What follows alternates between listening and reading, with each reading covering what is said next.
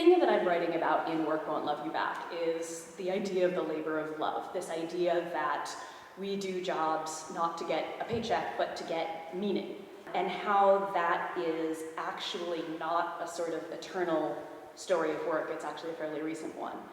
This ends up creating something that my friend Joshua Clover calls the affirmation trap, where you have to affirm your own exploitation in order to have the privilege of having a decent job. You have to love your job, or at least pretend to, in order to stay there and keep getting paid.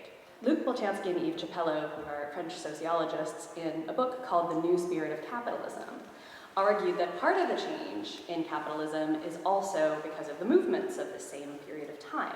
These movements, right?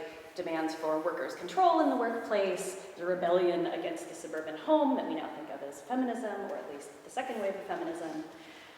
All of this creates a lot of pressure on people who have power and money and don't want to give it up.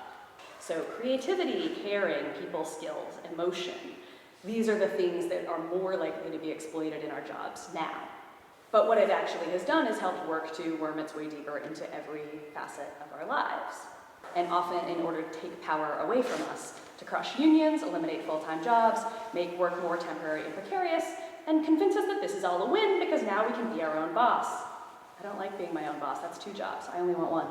So what would it look like to treat people as essential because we're people and not because the work we do is essential?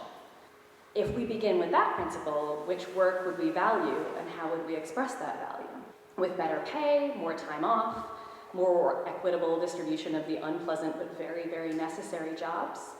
What would it look like to actually build the world around that proposition rather than the idea that some of us are going to be lucky enough to get to do our dream jobs and everyone else is just going to have to do what they get to do? What if we actually considered that we all deserve enough free time to pursue dreams that have nothing to do with wage labor at all?